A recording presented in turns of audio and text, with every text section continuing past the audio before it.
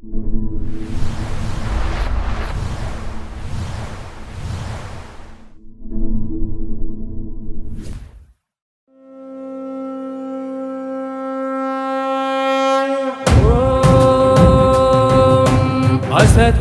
मा सद्गमय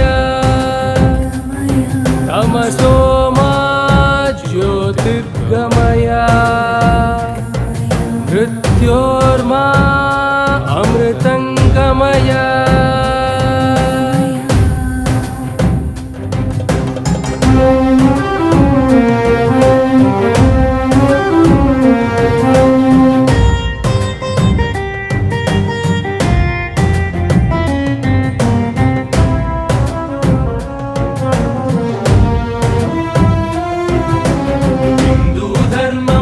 सनातनं निरुपमानमिति नित्यनूतनम् हिन्दू धर्मम् अति सनातनं निरुपमानमिति नित्यनूतनम् समता बहुलत्वालतो सुप्रतिष्ठितम् समता बहुलत्वालतो सुप्रतिष्ठितम् इति सर्वम् ईश्वरमयमनि चाटिन तत्त्वम् इति सर्वम् ईश्वरमयमनि चाटिन तत्त्वम् हिन्दू धर्मम् अति सनातनं निरुपमानमिति नित्यनूतनम्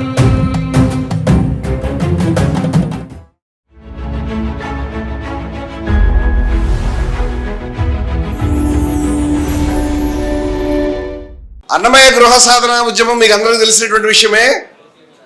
తెలుగు వాళ్ళకి హిందువులకి చాలా ముఖ్యమైనటువంటిది. మహావాగ్గేయకారుడు, అన్ని వేల కీర్తనలు రాసినటువంటి మహానుభావుడు. ఆయన గురించి మీరు ఇక్కడ ఉన్న వాళ్ళందరూ కూడా శ్రమించి 11.5 లక్షల సంతకాలు సేకరించి స్వామివారితో అన్ని వేల కిలోమీటర్ల యాత్ర చేస్తున్నాము. అది ఆ తీర్మానాన్ని హిందూ సమ్మేళనం ఆమోదించున్నాము. ఇప్పుడు టీటీడీ వారితో రెగ్యులర్గా మాట్లాడుతున్నారు. ఏమంటే దాన్ని ఇప్పుడు వాళ్ళ దగ్గర సిస్టమ్ ఏంటంటే దాన్ని పెండింగ్ పెడతారు. ఇక్కడి నుంచి మేము పంచాయతీ బోర్డుకి పంపించాం, పంచాయతీ బోర్డు నుంచి రోడ్స్ అండ్ బిల్డింగ్కి పంపించాం, అక్కడి నుంచి అటవీ శాఖ పంపించామని తిప్పుతారు వాళ్ళు. అది ఏ పని అయ్యేది కాదు. మళ్ళీ మనం అంకుశం పొడిస్తే కానీ కదలనటువంటి పరిస్థితి. అందువల్ల ఈ తీర్మానాన్ని ఇక్కడ ఆమోదించమని కోరుతున్నాను. 2వ విడత అన్నమయ్య ఉద్యమం ప్రారంభం కాబోతున్నది కాబట్టి స్వామివారు ఈ తీర్మానాన్ని మీకు చదివి వినిపిస్తారు.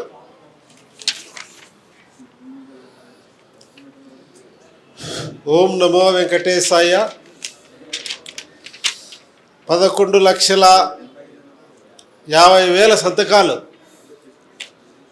రాత్రి పగలు భార్యాభర్త వేరైపోయి దాదాపు ఒక 7-8 నెలల పాటు సంతకాలు ఆంధ్రప్రదేశ్ తెలంగాణలో లాస్ట్కి ఇది మృదుల కూడా ఆమెకు పెద్ద అయితే మెమరీస్ లాగా ఉంటుంది. ఆ సంతకాల దగ్గర ఆమె ఉంటుంది వీడియోస్లో అన్నింటిలో కూడా. కాబట్టి ఎంతో కష్టపడి రమణమూర్తి గారు అయితే రాత్రి పగులు అర్ధరాత్రి కూడా ఫోన్ చేసేవాడు కొద్దిమందికి, ఏమయ్యా ఈ టార్గెట్ సంతకాలు ఏమయ్యాలి. కనుక జై భారత్ కార్యకర్తల కృషి 11,50,000లో 11 లక్షల పైన జై భారత్ కార్యకర్తలే చేశారు. దిగి కదిలించి అంతా కూడా 3 నెలలు రథయాత్ర దాదాపు 10,000 కిలోమీటర్ల పైన తిరగడం జరిగింది. కాబట్టి ఇంత యాత్ర ఈ సంతకాల సేకరణలో జై భారత్ కార్యకర్తల కృషి అనేది అది మామూలు కష్టం కాదు. నా కళ్ళతో చూశాను. ఇటువంటి కార్యబృందం దొరకడం నిజంగా నా పూర్వజన్మ సుకృతంగా నేను భావిస్తున్నాను. వేదనాదం శాంతివాదం అన్నమయ్య గృహసాధన తీర్మానం కూల్చేసిన అన్నమయ్య గృహాన్ని తిరుమల కొండపై యథాతథంగా యథాస్థలంలో మళ్ళీ నిర్మించాలని, పవిత్రమైన అన్నమయ్య మండపాన్ని, అన్నమయ్య స్వస్థాలతో పూజించిన హనుమంతుని విగ్రహాన్ని, అన్నమయ్య విగ్రహాన్ని యథాస్థలంలో ఉన్నది ఉన్నట్టుగానే పునఃస్థాపించాలని ఈ సత్సంగ సమావేశం ఏకగ్రీవంగా తిరుమల తిరుపతి దేవస్థానానికి విజ్ఞప్తి చేస్తుంది. అన్నమయ్య సంకీర్తనల వైభవాన్ని, సందేశ మహత్వాన్ని చాటే విధంగా జగజ్జీయమైన రీతిలో ఆ మహనీయుడి స్మృతి చిహ్నాన్ని తిరుమల కొండపైన ఏర్పాటు చేయాలని ఈ సత్సంగ సమావేశం ఏకగ్రీవంగా తిరుమల తిరుపతి దేవస్థానానికి విజ్ఞప్తి చేస్తుంది. అయితే హిందూ మతం అంటే ఏమిటి, సనాతన ధర్మం అంటే ఏమిటి అనే విషయం పైన Hindus for plurality and equality సంస్థ ఏర్పడినప్పుడు అంతర్వేదిలో దైవం చూడాలి. Hindus for plurality and equality సంస్థ ఏర్పడినప్పుడు అంతర్వేదిలో ఒక సవివరమైన తీర్మానాన్ని ఆమోదించాము. బహుశా సనాతన ధర్మాన్ని, హిందూ మతాన్ని ఈ ద్వేషం అసమానతలకు వ్యతిరేకంగా బహుళత్వం సమానత్వం ప్రాతిపదిక మీద నిర్వచిస్తున్న, నిలబడి మాట్లాడుతున్నటువంటి ఏకైక సంస్థ Hindus for plurality and equality సంస్థ. ఈ సంస్థ ఏదైతే తీర్మానం చేసిందో ఆ తీర్మానాన్ని దాంట్లో 1-2 వాక్యాలు మళ్ళీ చేర్చి హిందూ సమ్మేళనం కూడా మనం తీర్మానం ఆమోదించాం. ఎందుకంటే ఈ యొక్క నిర్వచనానికి విస్తృతి కల్పించే ఉద్దేశంతో ఆ తీర్మానాన్నే మరొకసారి ఈ సత్సంగాన్ని ఆమోదించమని మన జయభారత్ జాతీయ కార్యదర్శి, Hindus for plurality and equality యొక్క కార్యదర్శి, జ్వాలా ప్రధాన కార్యదర్శి అయినటువంటి మన రజని, ఇంకా ఆవిడకున్న బిరుదులు, కిరీటాలు చాలా ఉన్నాయి, పబ్లికేషన్ ఇన్ఛార్జికి చాలా ఉన్నాయి. అందువల్ల ఆమె ఈ సంక్లిష్టమైనటువంటి సైద్ధాంతిక ప్రతిపాదనని సుస్పష్టంగా చదివినిపించగలిగినటువంటి సామర్థ్యం ఉన్నది. ప్రతి ఒక్క పదాన్ని మరొకసారి ఆలోచించి మనసులో నింపుకోమని, మరొకసారి చర్చించమని, ఒకవేళ ఎవరికైనా అభ్యంతరం ఉంటే కూడా దాన్ని వ్యక్తం చేయమని, అది అయిన తర్వాతనే ఆమోదిద్దామని కూడా నేను ప్రతిపాదిస్తూ రజనీకి మైకిస్తాను. సభకి విచ్చేసిన అందరికీ జై భారత్, అందరికీ నమస్కారాలు. ఇది ఈరోజు ఈ తీర్మానాన్ని నేను చదువుతున్నాను. చదివిన తర్వాత అందరినీ చప్పట్లతో ఆమోదించాల్సిందిగా కోరుతూ నేను ఈ ప్రతిపాదిత తీర్మానాన్ని చదువుతున్నాను. ఈ సత్సంగ సమావేశం ఈ క్రింది సైద్ధాంతిక ప్రతిపాదనల్ని ఆమోదిస్తోంది. హిందూ మతం అంటే ద్వేషం కాదు, అసమానత కాదు, బహుళత్వం, కరుణ, పరిత్యాగం, సమానత్వం, వివేచన, హేతుత్వం, ధిక్కారం, ద్వేషరాహిత్యం, ఏకత్వ భావన వంటి ఎన్నెన్నో మహోన్నత ఆలోచనల విలువల సమాహారం హిందూ యోచన. సహిష్ణుత, శాంతియుత సహజీవనం హిందూ ఆచరణ. నిజానికి మతం అనే దానికి ప్రస్తుతం ప్రచారంలో ఉన్న అర్థంలో చూస్తే అసలు హిందూ మతం మతం కాదు, కొందరు చెప్తున్నట్లుగా ఒక జీవన విధానం కూడా కాదు. ఇది పలు జీవన విధానాల సహజీవన వ్యవస్థ, ఆదాన ప్రదానాల సమాహారం. హిందువు అనే శబ్దం సహస్రాబ్దాలకి పూర్వం నుంచి ప్రధానంగా భౌగోళికమైన అర్థంలోనే ప్రయోగించబడింది.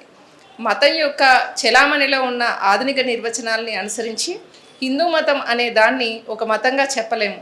హిందువులు అందరూ అంగీకరించే ఒక గ్రంథం కానీ, ఒక దైవం కానీ, ఒక సూత్రం కానీ లేవు. హిందువు అని చెప్పడానికి సర్వామోదితమైన నిర్వచనం సైతం లేదు. హిందూ తాత్వికత ఏకోన్ముఖమైన ప్రతిపాదన కాదు. సాంఖ్యులు, అద్వైతులు, విశిష్టాద్వైతులు, ద్వైతులు, ద్వైత్వాద్వైతులు, వైదికులు, అవైదికులు, సగుణోపాసకులు, నిర్గుణోపాసకులు, విగ్రహారాధకులు, ఆస్తికులు, నాస్తికులు, అగ్నేయవాదులు, శైవులు, వైష్ణవులు, శాక్తేయులు, కాపాలికులు, తాంత్రికులు, అఘోరీలు, అజీవకులు, చార్వాకులు, ఏకేశ్వరోపాసకులు, బహుదేవతారాధకులు, ప్రకృతి ఆరాధకులు, ఇంకా ఎన్నెన్నో తాత్విక స్రవంతులకు చెందిన వారు హిందూ శబ్ద పరిధిలోకి వస్తారు. అవైదిక విచారధారులైన జైన, బౌద్ధ స్రవంతుల్ని సైతం గడిచిన శతాబ్దాల్లో హిందూ శబ్దంతోనే వ్యవహరించేవారనేది గమనార్హమైన యథార్థం. హిందూ తాత్వికతలోని అనేక అంశాలు ఆర్య, ద్రావిడ, ఇంకా మరెన్నో ప్రాచీన స్రవంతుల నుంచి వచ్చి చేరాయి. ప్రాచీన భారతీయ తాత్విక స్రవంతులన్నింటినీ హిందూ శబ్దంతో పిలవడం సముచితమే. తనని తాను హిందువుగా చెప్పుకుంటూ ప్రాచీన భారత యోచనా స్రవంతుల ఎడల గౌరవాన్ని కలిగి ఉంటూ ఆ స్రవంతులకి, అవి ప్రాతినిధ్యం వహించే విలువలకి తనని తాను వారసుడిగా భావించే వ్యక్తిని హిందువు అని చెప్పవచ్చు. భవిష్యత్ మానవాళి బౌద్ధిక ఎదుగుదలకు కావలసిన అంశాలెన్నో ప్రాచీన భారతీయ తాత్వికతలో ఉన్నాయి. బహుళత, సహిష్ణుత, కరుణ, పరిత్యాగం, సమానత్వం, వివేచన, ధిక్కారం, ఏకత్వ భావన వంటి ఎన్నో విలువలు ప్రాచీన భారతీయ విచారధారల్లో స్ఫుటంగా కనిపిస్తాయి. వీటిని హిందూ విలువలుగా నిస్సంకోచంగా భావించవచ్చు. ప్రపంచంలో అనేక మతాల జీవన విధానాల యోచనల్లోనూ ఆచరణలోనూ ఉన్నట్లే హిందూ యోచనలో, ఆచరణలో సైతం ఎన్నో తీవ్రమైన లోపాలు, దోషాలు, సమస్యలు ఉన్నాయి. హిందూ శిబిరంలోని లోపాలని దోషాలని పరిహరించడానికి సమస్యల్ని పరిష్కరించడానికి సరిపడిన శక్తిని స్ఫూర్తిని ఇచ్చే అంశాలు హిందూ తాత్వికతలో ఆచరణలో ఉన్నాయని మేము దృఢంగా విశ్వసిస్తున్నాం.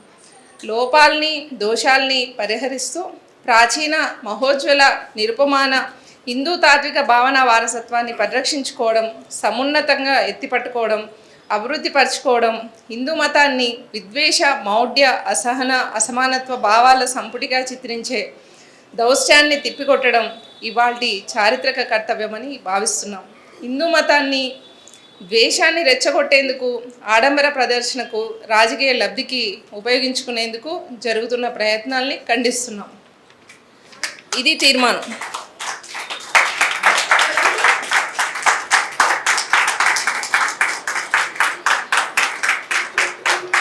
చాలా అద్భుతమైనటువంటి తీర్మానం. గతంలో అంతర్వేదిలో కూడా దాదాపుగా ఇంచుమించు ఇదే తీర్మానాన్ని Hindus for plurality and equality ఆవిర్భావ సమావేశంలో ఈ తీర్మానాన్ని పెట్టాము. అప్పుడు ఆమోదించడం కూడా జరిగింది.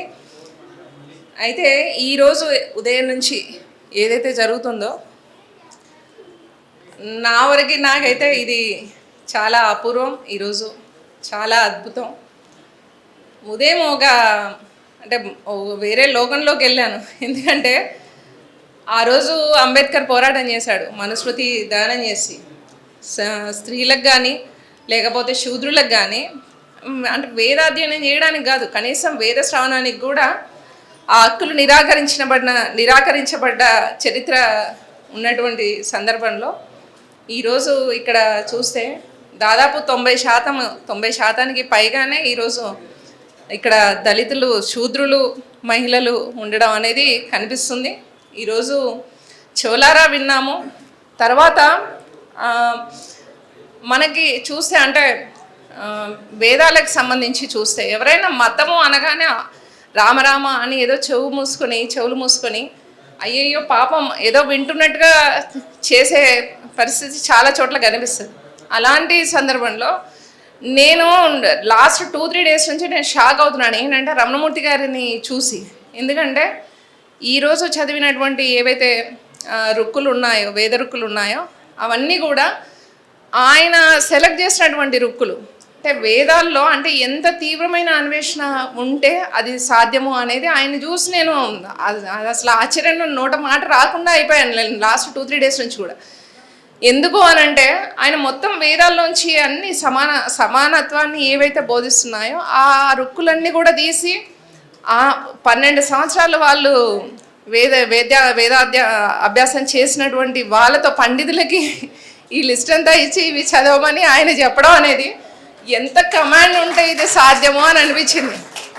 ఆ స్థాయి ఆ కమాండ్ ఉండడము నిజంగా అంటే ఇదే తపన నేను అంబేద్కర్ గారి దగ్గర చూశాను. అంబేద్కర్ కూడా 1932లో కుల నిర్మూలన గ్రంథం రాస్తే ఆయన 1955 దాకా కూడా ఆయన వెతుకుతూనే ఉన్నాడు. ఈ మత గ్రంథంలో ఏముంది, అక్కడేముంది, ఇక్కడేముంది, ఇదేం పనికిరావా అని వెతుకుతున్నాడు.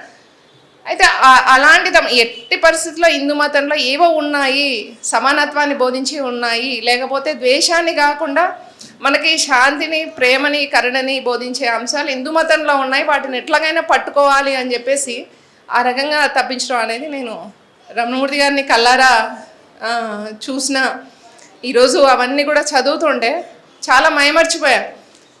ఇది కదా అసలు అంటే మతము పేరిట ఏదైతే ప్రచారం జరుగుతుందో, మతం పేరిట ఏదైతే విద్వేషాన్ని రెచ్చగొట్టి ఇలా ఉంటేనే మీరు మతస్థులు లేకపోతే కాదు అని ఏదైతే బ్రాండ్ వేస్తున్నారో ఇది కాదు, మీరు చెప్పేది కాదు మతం, మేము చెప్తున్నాం మతం అంటే ఏంటో. నిజమైన హిందువులం మేము మాట్లాడుతున్నాం, మేము హిందూ తాత్వికతని మేము పట్టుకున్నాము అని చెప్పేసి ఈరోజు Hindus for plurality and equality సంస్థ చెప్తోంది.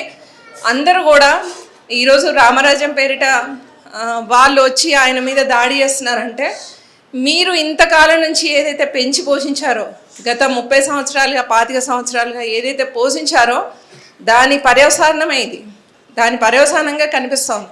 ఇది చాలా చిన్న విషయంగా మనం తీసి పారేయాల్సింది కాదు. దీనికి సంబంధించిన రూట్స్ అనేది మీరు ఎంత బలంగా నాటారో అనేది మీరు మళ్ళీ పునః ఆత్మవిమర్శ చేసుకోవాల్సిన అవసరం అనేది ఉంది. మీరు తయారు చేసిన మీరు పెట్టిన విత్తనాలే ఈరోజు ఈ విధంగా ఎదురు తిరిగి దాడి చేస్తున్నాయి అనేది కూడా మీరు స్వయంగా మీరు గమనించుకోవాలి. మీ స్ట్రాటజీస్ ఏ ఉన్నాయో మార్చుకోవాల్సిన అవసరం ఉంది. ఈరోజు హిందూ మతానికి సంబంధించి ఒక అల్టిమేట్ థియరీని ప్రపోజ్ చేసి ఇది ఒక ఆల్టర్నేటివ్ ఫిలాసఫీ కింద ఇది నిజమైన హిందూ మతం, ఇది ఈ రకమైన సారాన్ని హిందూ మతంలోంచి తీసుకోవాలి, మనం నిర్మోమాటంగా దీంట్లో అసమానత్వాన్ని విద్వేషాన్ని బోధించే అంశాలు పక్కన పెట్టాలి అని చెప్పేసి మనం ధైర్యంగా ముందుకొచ్చి ఈరోజు మాట్లాడుతున్నటువంటి ఏకైక సంస్థ భారతదేశంలో ఉంది అంటే అది only Hindus for plurality and equality సంస్థ మాత్రమే. తర్వాత భారతదేశంలో ఎక్కడ బ్రహ్మకుమారుల మీద దాడులు జరిగినా కూడా రాని స్పందన, కరెక్ట్గా దాన్ని ఎలా చూడాలి, ఎలా తీసుకోవాలి, ఒక సంస్థకు సంబంధించి వాళ్ళకు ఉండాల్సినటువంటి లిబరేషను, వాళ్ళకు ఉండాల్సినటువంటి రైట్ టు స్పీచ్, ఇవన్నీ కూడా తీసుకొని మాట్లాడుతున్నది ఒక ఏతి జిజ్ఞాసతో పక్క వాళ్ళ రైట్స్ని అపహరించకుండా మాట్లాడుతున్న ఏకైక సంస్థ, వాళ్ళకి మద్దతు ఇచ్చినటువంటి ఏకైక సంస్థ కూడా ఈరోజు Hindus for plurality and equality సంస్థ ఒక్కటేనని చెప్పొచ్చు. అది మనం ఎప్పుడైతే మద్దతు రమణమూర్తి గారు ఎప్పుడైతే మాట్లాడారో ఆ తర్వాత వాళ్ళ వాయిస్ అనేది తగ్గిపోయింది, దాదాపు ఆపేసుకొని ఉన్నారు. ఏం చేయాలో అనే సందిగ్ధత అనేది కనిపిస్తుంది. ఆయన ఫేస్ టు ఫేస్ మాట్లాడిన తర్వాత అంతా కూడా దాదాపుగా ప్రశాంతంగా కనిపిస్తున్నది వాతావరణం అంతా కూడా. ఇది భారతదేశంలో ఇంకా చేయాల్సిన కర్తవ్యాలు చాలా ఉన్నాయి. Hindus for plurality and equality పనే మనకి విస్తారంగా కనిపిస్తుంది. మిగతాది జైహోక్ సంస్థకు సంబంధించిన పని కనిపిస్తుంది. ఈ రెండు సంస్థలు అనేది ఒక గుండెకాయ వంటివి. మనం ఖచ్చితంగా దీనికి టైం పెట్టాలి, దీనికి ఫైట్ చేయాల్సిన అవసరం ఉంది అని చెప్పేసి ఈరోజు జై భారత్. తీర్మానాన్ని గురించి ఒకటే ఒక మాట చెప్దాం అనుకుంటున్నాను. మీకు గనక ఈ కార్యక్రమం పైన శ్రద్ధ ఉంటే, విద్వేషానికి వ్యతిరేకత ఉంటే, ఈ మాటల అంతర్వేది నుంచి కూడా మనం 2-3 సార్లు జల్లెడబట్టాం. వాటి మీద మళ్ళీ తిరగమోత జరిగింది. వీటిలో ఎక్కడ తేడా కనిపించట్లేదు మనకి. ఇది బయట కూడా చాలామంది పండితులు అద్భుతమైన నిర్వచనం ఇది అనేటువంటి మాట కూడా వచ్చింది. అందువల్ల హెచ్పి కార్యకర్తలుగా విద్వేషాన్ని మీరు ఎదుర్కొనదలుచుకున్నటువంటి వాళ్ళందరూ కూడా దయ ఉంచి ఈ తీర్మానాన్ని మీకు కావాలంటే కాపీలు ఇస్తాం. గతంలో పాంప్లెట్స్ కూడా హైలైట్ చేసి పెట్టాం. ఆ మాటల్ని మీరు మరొకసారి దాని వీడియో కూడా హిందూ మన సమ్మేళనం ఆమోదించిన తీర్మానం కూడా స్పెషల్ వీడియో కూడా పెట్టాం. అప్పుడు నేను ఈ తీర్మానాన్ని హిందూ సమ్మేళనం నేను ప్రతిపాదించాను.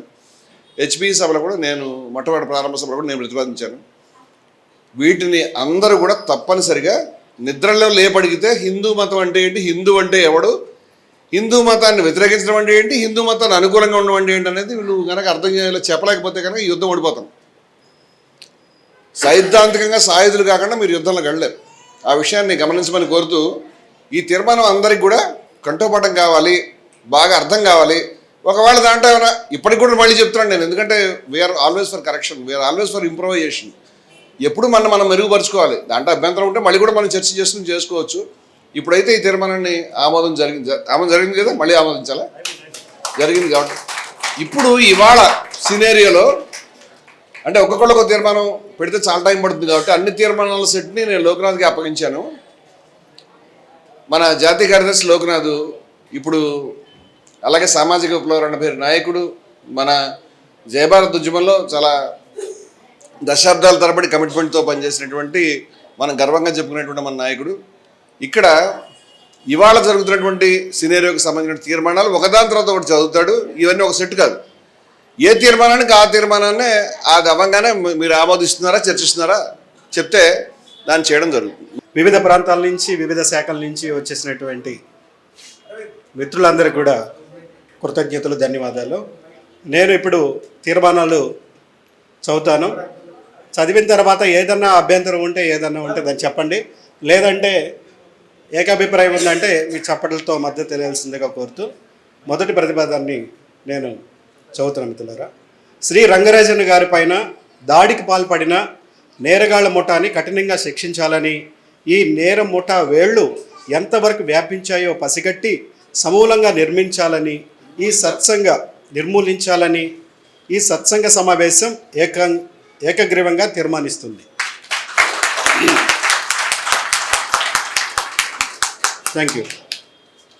హిందూ మతంలో వ్యవస్థీకృతమైన అసమానతల పరిష్కారం దిశగా కార్యాచరణ రూపొందించుకొని అమలు చేసేందుకు పూనుకోవాలని హిందూ మతంలోని అన్ని స్రవంతుల అధిపతులకి, ఆచార్యులకి, అనుయాయులకి ఈ సత్సంగం సమావేశం విజ్ఞప్తి చేస్తుంది. సపంటము అసమానతలు ఉన్నాయి, వీటిని పరిష్కరించుకోవాలి మనం అంతా కలిసి అన్ని స్రవంతుల ఆచార్యులకి, అధిపతులకి, అనుయాయులకి, హిందువులందరికీ కూడా విజ్ఞప్తి చేస్తాం. మనందరం ప్రాబ్లం మనం సెట్ చేసుకోవాలి. హిందూ మతంలో వ్యవస్థీకృతమై ఉన్న చెప్తే తప్పవుతుంది. ఖచ్చితంగా ఆ స్లోగన్ నిలవడం కాబట్టి, అసమానతలకు వ్యతిరేక పోరాడడం కాబట్టి ఆ తీర్మానం ప్రవేశపెట్టడం జరుగుతుంది. దానికి సంబంధించిన సుస్పష్టమైన కార్యాచరణ ప్రణాళిక చెప్పడానికి ఈ సమావేశం పెట్టుకోవాలి. కానీ ఆ స్లోగన్ ఉన్నది ఈ పాయింట్ కింద మనం దాన్ని మర్చిపోకూడదని అందరికి కూడా మనం విజ్ఞప్తి చేసుకుంటున్నాము. దీన్ని ఆమోదించమని నేను కోరుతున్నాను. మరొక తీర్మానం, హిందువుల్ని ప్రలోభాలకి, ఒత్తిడికి గురి చేసి సాగిస్తున్న అనైతిక మతాంతరీకరణల కార్యక్రమాలను అడ్డుకోవాలని ఈ సత్సంగ సమావేశం కేంద్ర రాష్ట్ర ప్రభుత్వాలకి విజ్ఞప్తి చేస్తుంది. చాలా కీలకమైనది.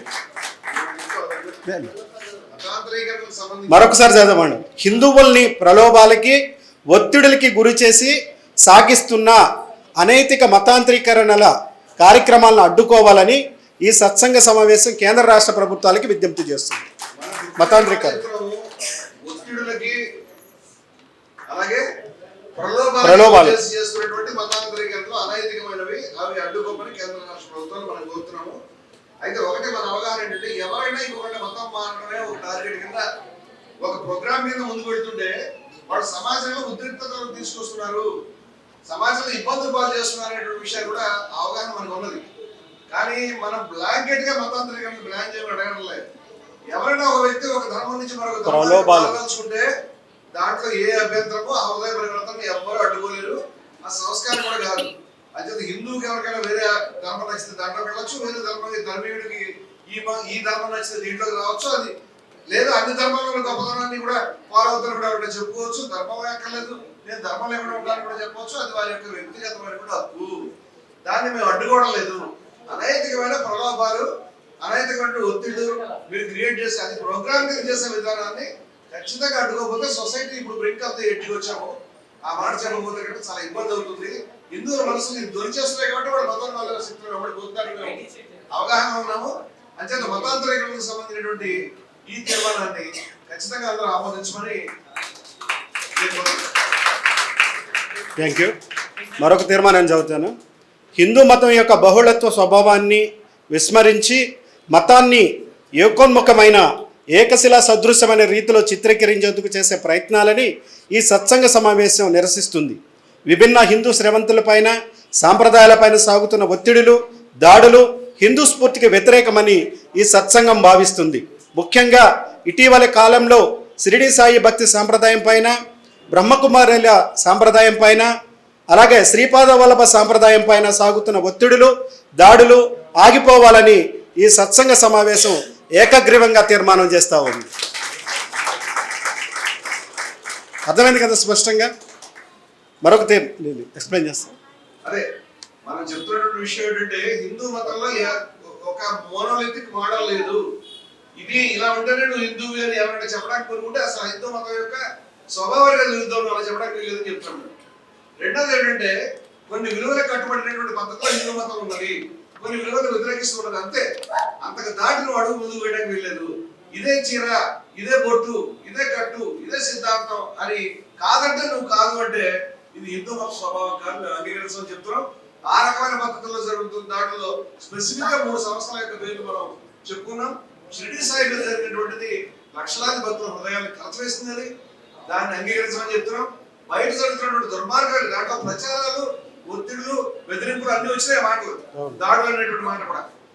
అంచేత ఈ రకమైన పద్ధతుల్లో షిరిడి సాయి హేళన చేసేటువంటి పద్ధతులు జరిగిన దాని మీద ఇది హిందూ స్వభావానికి, హిందూ స్ఫూర్తికి విరుద్ధమైనది, దీన్ని అంగీకరించడం ఆ సంప్రదాయాల మీద జరుగుతున్న దాడి అని చెప్తున్నాం. అదేవిధంగా బ్రహ్మకుమారుల మీద జరుగుతున్నటువంటి దాడి కూడా హిందూ స్ఫూర్తికి, సంప్రదాయానికి విరుద్ధమని మేము అంగీకరించమని చెప్తున్నాం. శ్రీపాద వల్లభులకు సంబంధించి చెప్తున్నాం. అవసరమైతే ఆర్య సమాజ్ పేరు కూడా దాన్ని రాష్ట్రంగా ఆ స్థాయికి రాలేదు కానీ కామెంట్స్ అన్ని వస్తున్నాయి. ఇంకా రాజారామలో చాలా మంది వస్తున్నాయి. ఈ కామెంట్స్ ని మనం అడ్డుకోకపోతే కనుక భవిష్యత్తులో హిందువులు ఏ శాఖ, ఏ మేధావి మిగిలిన పరిస్థితి తీసుకొస్తారు. కాబట్టి దీన్ని భవిష్యత్తులో పేర్లను యాడ్ చేయాల్సి వస్తుందేమో కానీ మనం స్థూలంగా చెప్తున్నది ఏమంటే హిందూ శ్రవంతుల్లో విభిన్నతలు కలిగి ఉండేటువంటి అవకాశం హక్కు ఉన్నాయి. వాళ్ళకి లేని హక్కుల విద్వేషాన్ని ప్రచారం చేయడానికి, అసమానత్వాన్ని ప్రచారం చేయడానికి మాత్రమే లేదు. హిందూ స్ఫూర్తికి సంబంధించిన విలువల్ని వాళ్ళదైన పద్ధతుల్లో వాళ్ళు దాన్ని సంబంధించినటువంటి థియాలజీ, మైథాలజీ సిద్ధాంతం బయటకు శుభ్రంగా పనిచేయొచ్చు అనేది మా అవగాహన. దాన్ని ఆమోదించమనేటువంటిది అందరి కొరకు సంపూర్ణమైన అవగాహనతో దీన్ని ఆమోదించమని నేను కోరుతున్నాను.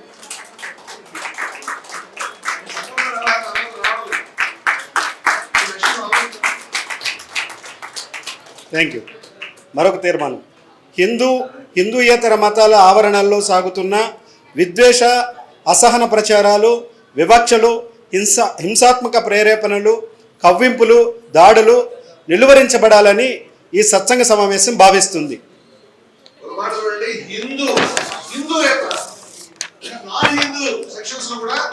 ఈ విద్వేషం, అసహనం, కవ్వింపు, వక్రీకరణలు, రకరకాల దుర్మార్గాలు వాటిని నడుస్తూ ఉన్నాయి.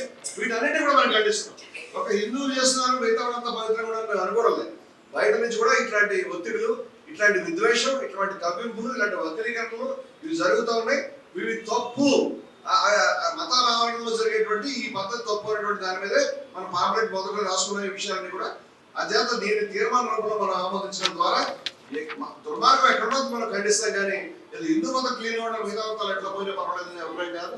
ఖచ్చితంగా బయట మతాల్లో జరిగిన తప్పుడు కూడా మాట్లాడడానికి మాకు అవుతుంది. మేము ఖచ్చితంగా చెప్తాం. ఇది పొరపాటు అని చెప్తాం. నువ్వు చేసినటువంటి తప్పుడు కూడా చెప్తాం, నువ్వు చేసిన తప్పు కూడా చెప్తాం. అలా కాకుండా కేవలం హిందువులు మాత్రమే చెప్తావా అనే బయట నడుస్తుంది చర్చ. అంచేత హిందూయేతర శిబిరాల్లో జరుగుతున్నటువంటి విద్వేషాన్ని, ఆ ఒత్తిడుల్ని, కవ్వింపుని, దూషణల్ని, తూష్ణీభావంతో కూడినటువంటి వ్యాఖ్యల్ని అన్నింటి కూడా మనం నిరాకరిస్తున్నాము, అంగీకరించడానికి నిరసిస్తున్న విషయాన్ని గమనించి ఈ తీర్మానాన్ని మద్దతు ఇవ్వడం ప్రతి ఒక్కరికి కోరుతున్నాం. థ్యాంక్ యూ మిత్రులారా. మరొక తీర్మానం. మతం ముసుగులో మహానీయులపైన, మహాత్ములపైన సాగుతున్న దూషణలు, వక్రీకరణల, అసత్యాల ప్రచారాలని ఈ సత్సంగ సమావేశం నిరసిస్తుంది. మతం ముసుగులో మహనీయులపైన మతం ముసుగులో చేసినటువంటి చరిత్ర వక్రీకరణలు, దుర్మార్గమైన దాడులు, వ్యాఖ్యానాలు, గాంధీ కావచ్చు, కబీర్ కావచ్చు, షిరిడి సాయి కావచ్చు, ఎవరైనా మహనీయుడు కావచ్చు, వారికి వ్యతిరేకంగా నువ్వు పెడుతున్నటువంటి వీడియోలు, నువ్వు మాట్లాడుతున్నటువంటి తులన వ్యాఖ్యలు, ఈ చేష్టలు, అచ్చని సమర్థించే విధంగా నువ్వు చేసినటువంటి డెమో ప్రదర్శనలు, ఇవన్నీ కూడా హిందూ స్ఫూర్తికి విరుద్ధమైనవి. ఇవి అంగీకరించలేము. దీన్ని ఖచ్చితంగా ఖండిస్తానటువంటి మాట మనం స్పష్టంగా చెప్పాలి. వాళ్ళ పేర్లు మనం రాలేదు కానీ ఎవరైనా కానీ మహాత్ముల, మహనీయుల గురించి ఈ వక్రీకరణ వ్యాఖ్యలు పనికిరావు అనేటువంటిది.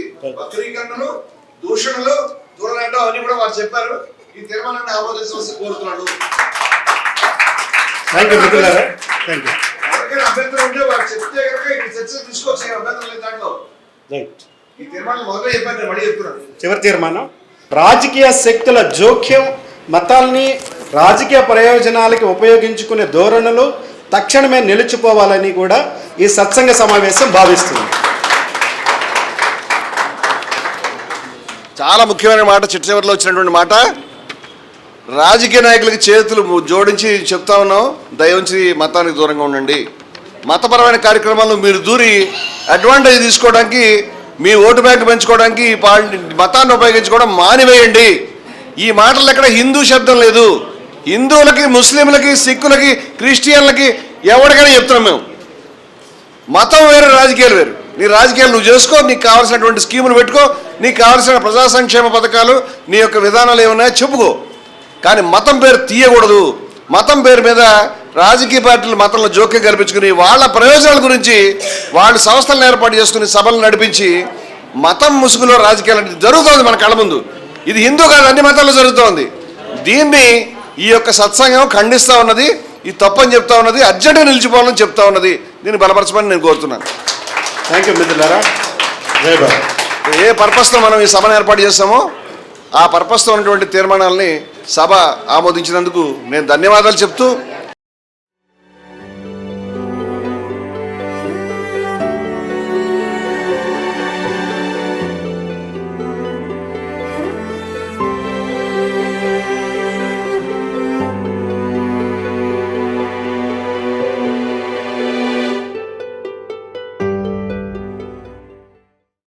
మీ ఆలోచనల్ని మరింత సంపద్వంతం చేయగల ఈ పుస్తకాల్ని మీరు చదివారా? ప్రతులకు జై భారత్ పబ్లికేషన్స్ 9848030089.